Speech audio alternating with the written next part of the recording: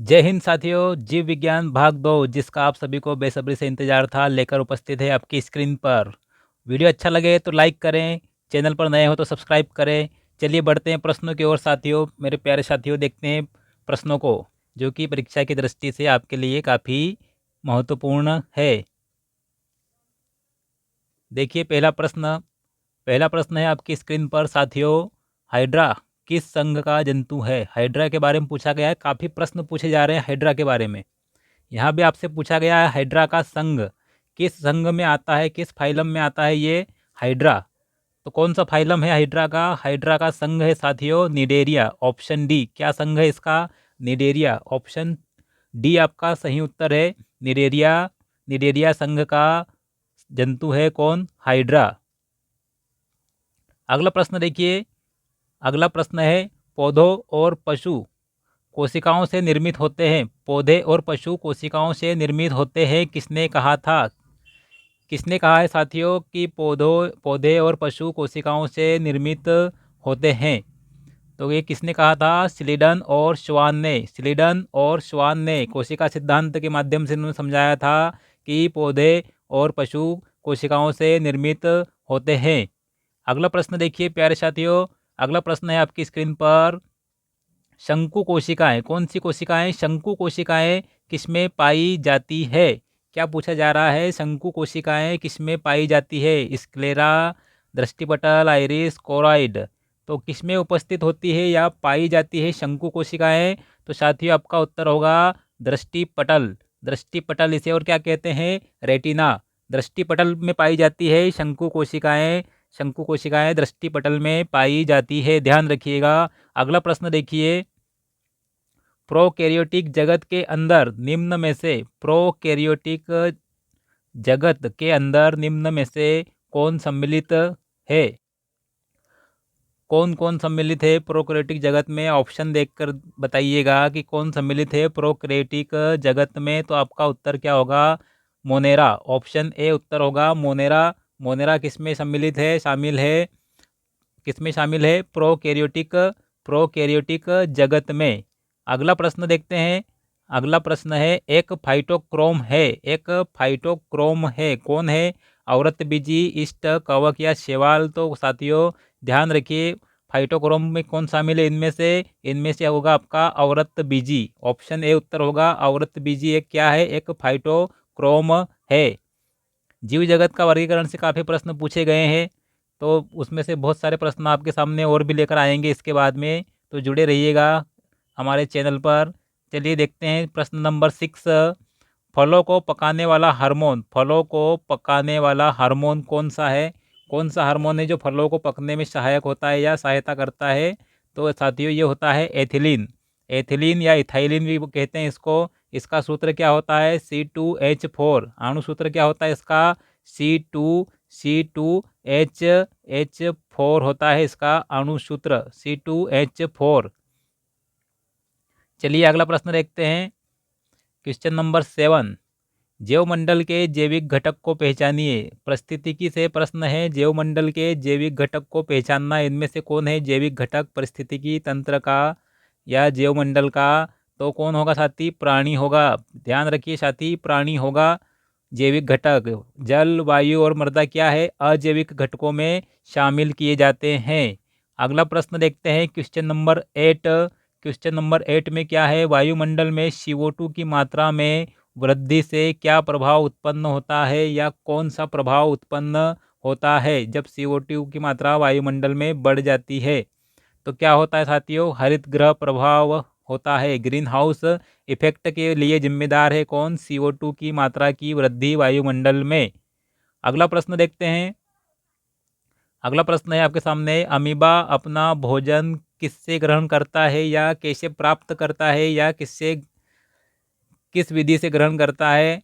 तो अमीबा अपना भोजन ग्रहण करता है साथियों किससे? कूट से। किससे? कूट से ग्रहण करता है अमीबा अपना भोजन। चलिए अगला प्रश्न देखते हैं। अगला प्रश्न है काफ़ी महत्वपूर्ण प्रश्न है। मानव का मुख्य उत्सर्जी उत्पाद कौन सा है? मानव का मुख्य उत्सर्जी उत्पाद कौन सा है? तो यह है साथियों यूरिया। कौन सा है? यूरिया। यूरियोटेलिक है। यूरिया उत्पाद है किसका? मानव का मुख्य उत्सर्जी उत्पाद। अगला प्रश्न क्या है आपके सामने? अगला प्रश्न है आरबीसी का कब्रिस्तान। किसका कब्रिस्तान? आरबीसी रेड ब्लड कॉर्पुस्कल का कब्रिस्तान किसे कहा जाता है? तो किसे कहते हैं? स्प्लीन को। ऑप्शन डी आपका उत्तर होगा स्प्लीन। स्प्लीन या तिल्ली। स्प्लीन या तिल्ली क्या होती है? आरबीसी का कब्रिस्तान होती है। यहीं पर ये नष्ट होकर शरीर से उत्सर्जित करने के लिए बाहर निकाल दी जाती है। चलिए अगला प्रश्न है। अगला प्रश्न है आपके सामने, मानव पाचन तंत्र के किस भाग में वसा का पूर्ण पाचन हो जाता है? मानव पाचन तंत्र के किस भाग में वसा का पूर्ण पाचन हो जाता है? तो साथियों क्षुद्रांत में हो जाता है, छोटी आंत में। किसमें? छोटी आंत में किसका पाचन पूर्ण हो जाता है?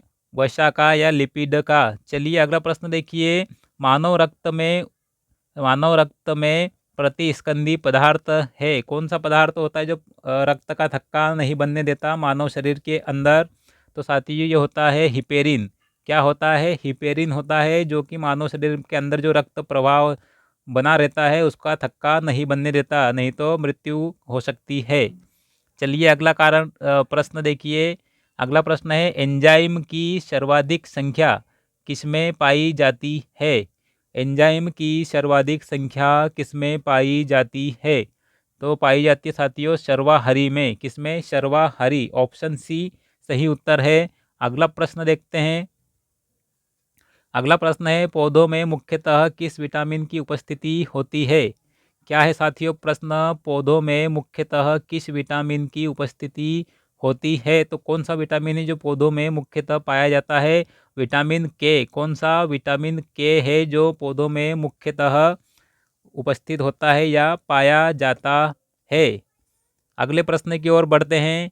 अगला प्रश्न आपके सामने है, डीएनए को किसने अंतःपात्र में बनाया था? डीएनए को किसने अंतःपात्र में बनाया था? किसने बनाया था साथियों?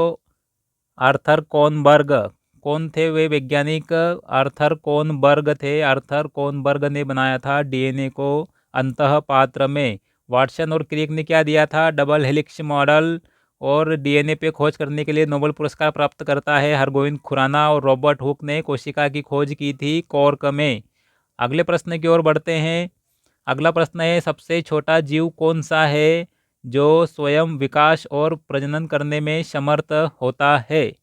सबसे छोटा जीव जो स्वयं विकास और प्रजनन करने में सक्षम होता है, तो कौन है वो? माइकोप्लाज्मा। क्या होगा उत्तर आपका? माइकोप्लाज्मा ऐसा जीव, सबसे छोटा जीव है जो स्वयं विकास और प्रजनन करने में सक्षम होता है। अगला प्रश्न है साथियों, अगला प्रश्न है आपके सामने, भ्रूणी वृद्धि को मापने वाली तकनीक कौन सी है? भ्रूणी वृद्धि को मापने वाली तकनीक कौन सी है? कौन सी तकनीक है जो भ्रूणी वृद्धि को मापती है या मापने में उपयोग की जाती है? तो आपका उत्तर होगा अल्ट्रासाउंड तकनीक। अल्ट्रासाउंड तकनीक या अल्ट्रासोनिक भी कहते हैं इसे। अल्ट्रासोनिक तकनीक भी कहा जाता है, जो भ्रूणीय वृद्धि को मापने में सहायक होती है या उपयोग की जाती है। अगला प्रश्न है, इंसुलिन हार्मोन का आविष्कार किसने किया था? इंसुलिन हार्मोन जो कि मधुमेह डायबिटीज रोग के उपचार में प्रयोग किया जाता है, कृत्रिम इंसुलिन, तो इसका आविष्कार किसने किया था? किसने किया था साथियों? एफ.जी. बेंटिंग। एफ.जी. बेंटिंग ने आविष्कार किया था इंसुलिन हार्मोन का, जिसका उपयोग डायबिटीज़ के इलाज में किया जाता है। और इंसुलिन प्राकृतिक रूप से मानव शरीर में अग्नाशय की बीटा कोशिकाओं से स्रावित होता है, और इसकी कमी से कौन सा रोग होता है? Diabetes mellitus. डायबिटीज़ मेलाइटिस रोग होता है इंसुलिन की अल्प स्राव से या कमी से। अगला प्रश्न देखते हैं साथियों, क्वेश्चन नंबर 20, मानव में 21वें त्रिगुणसूत्रता के कारण कौन सा रोग होता है? मानव में 21वें त्रिगुणसूत्रता के कारण कौन सा रोग होता है? तो साथियों ये होता है टर्नर सिंड्रोम। कौन सा सिंड्रोम? टर्नर सिंड्रोम होता है, जब 21वें जोड़ी गुणसूत्र में 2 की जगह 3 गुणसूत्र हो जाते हैं। सामान्य तौर पर 2 होते हैं, लेकिन जब वहाँ पर 3 हो जाते हैं 21वीं जोड़ी पर, तो क्या होता है? टर्नर सिंड्रोम रोग हो जाता है। अगला प्रश्न देखिए, भ्रूण किससे प्राप्त होता है? भ्रूण ऑप्शन में क्या है? कली, पर्ण, बीज और फूल। तो किससे प्राप्त होता है भ्रूण? भ्रूण भ्रूण प्राप्त होता है साथियों बीज से। किससे प्राप्त होता है? बीज से प्राप्त होता है भ्रूण। नेक्स्ट क्वेश्चन की ओर बढ़ते हैं। नेक्स्ट क्वेश्चन है कार्टिसोल हार्मोन का स्त्राव किससे होता है? कार्टिसोल हार्मोन का स्त्राव आमाशय, अग्नाशय, अधिवृक्क या यकृत किससे स्त्रावित होता है या निकलता है कार्टिसोल हार्मोन? तो ये होता है अधिवक्र। किससे? अधिवृक्क से होता है। अधिवृक्क से स्त्राव होता है किसका? कार्टिसोल हार्मोन का। अगला प्रश्न देखिए, इनमें से कौन सा जैविक मूल का है? कौन सा जैविक मूल का है मतलब जैविक उत्पत्ति है किसकी? पन्ना, हीरा, मूंगा या पुखराज की? तो साथियों आपका साथी, प्यारे साथी, आपका उत्तर होगा मूंगा। क्या होगा? मूंगा। मूंगा क्या है? एक जैविक मूल है। मूंगा की चट्टानें जो समुद्र में पाई जाती है वो क्या है? जैविक उत्पत्ति की है, जैविकी उत्पत्ति है उनकी या जैविक मूल के है। अगला प्रश्न देखिए, WBC का मुख्य कार्य, व्हाइट ब्लड कॉर्पुस्कल का मुख्य कार्य क्या है? तो साथियों इसका मुख्य कार्य क्या होता है WBC का? ये क्या करती है? रोग प्रतिरोधक क्षमता प्राप्त करने में मदद करती है। रोग प्रतिरोधकता इसका मुख्य कार्य ऑप्शन के अनुसार होगा। तो ऑप्शन ए सही उत्तर है। क्वेश्चन नंबर 25 देखिए, यकृत में ऊर्जा किस रूप में जमा होती है? यकृत में ऊर्जा किस रूप में जमा होती है?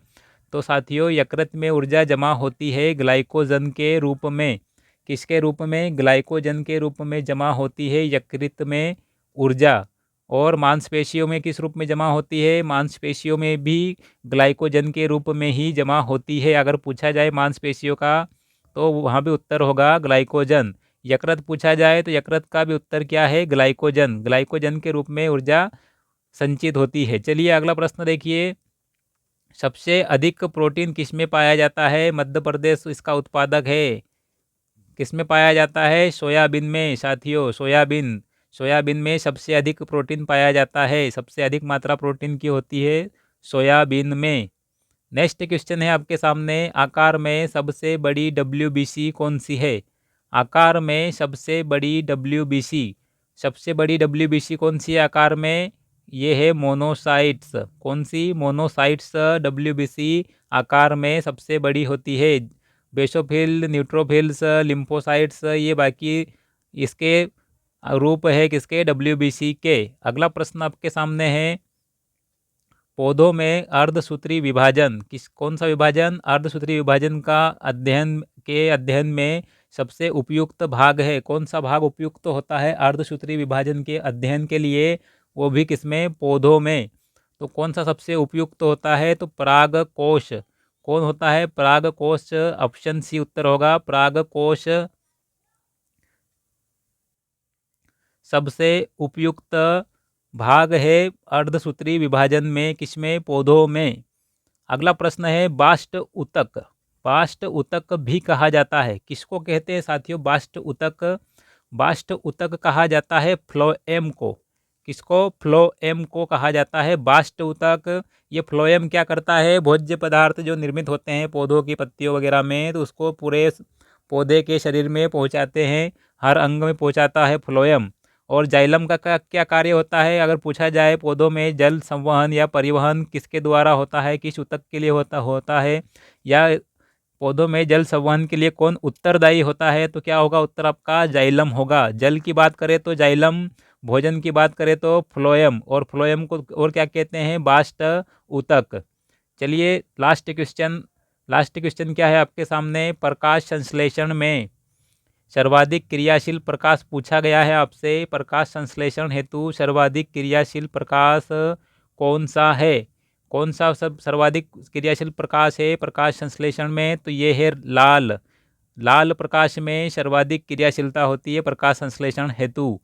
चलिए साथियों, ये थे आपके सामने 30 प्रश्न जीव विज्ञान भाग 2, जो कि काफ़ी स्पेशल प्रश्न थे। इसी तरह के और वीडियो पाने के लिए चैनल को सब्सक्राइब कर लीजिए।